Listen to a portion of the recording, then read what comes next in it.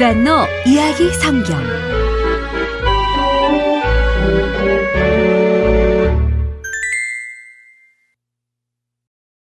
10일 성전을 가축시장으로 만들지 마라.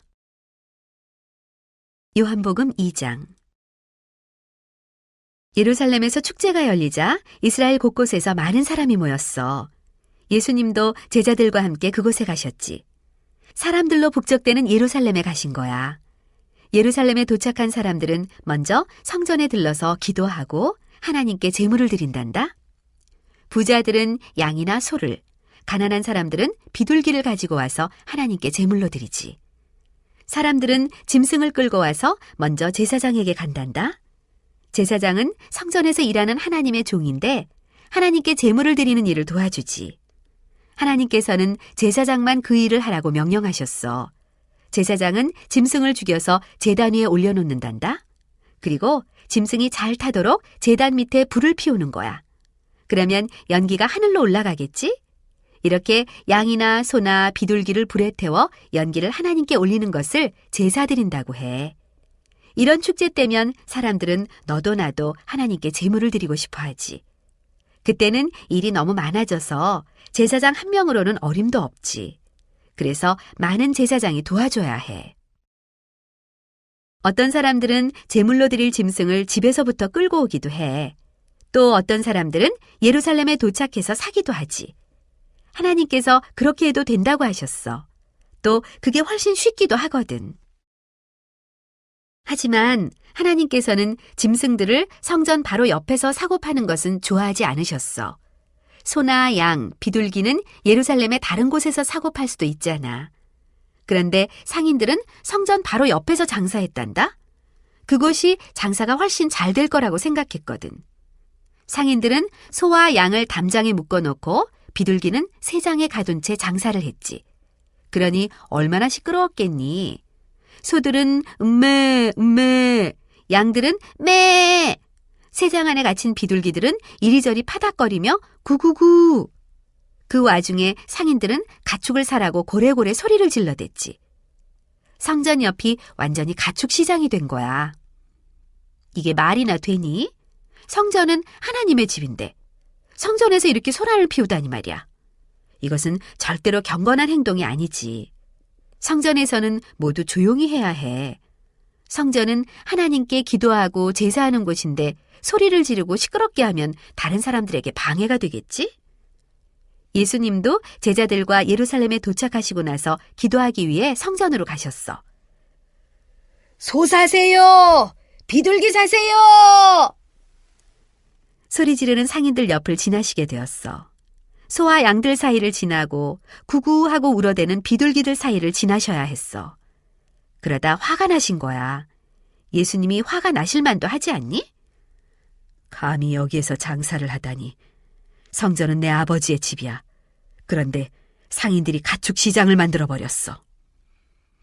예수님은 바닥에 떨어진 채찍을 집어들어 휘두르시며 마당에 있던 모든 상인을 내쫓으셨어. 짐승들도 다 함께 말이야. 비둘기를 파는 상인들에게도 소리치셨어. 새장을 들고 당장 여기를 떠나시오. 성전은 내 아버지의 집인데 당신들이 가축 시장으로 만들어버렸소. 상인들은 예수님이 누군지 몰랐어. 하지만 예수님의 말씀을 듣고는 다 도망갔단다. 저 사람은 도대체 누구야? 하고 물으면서 말이야. 마치 저 사람이 이곳의 주인 같군. 정말 화가 단단히 난 모양이야. 빨리 도망가는 것이 좋겠어.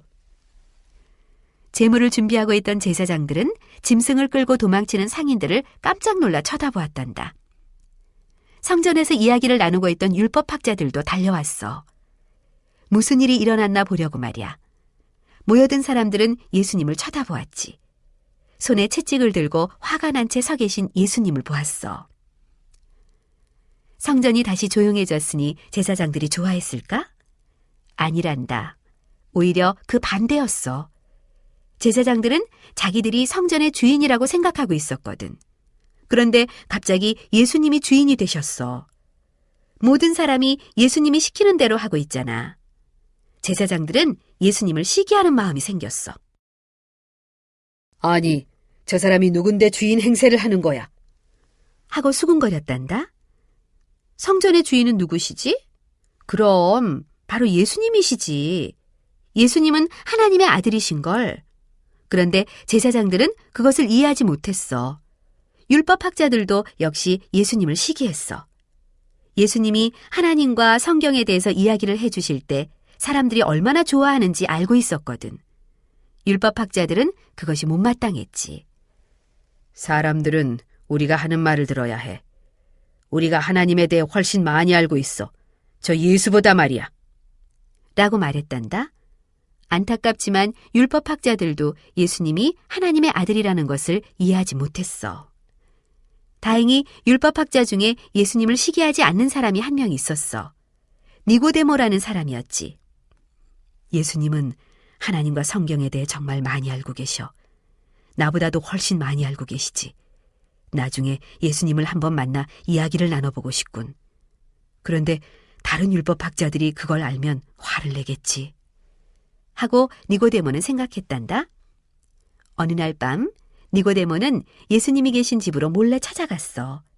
그리고 예수님과 늦게까지 이야기했단다. 니고데모는 예수님에게 많은 것을 배웠어.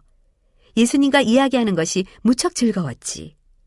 나중에 니고데모는 예수님의 진짜 친구가 됐단다.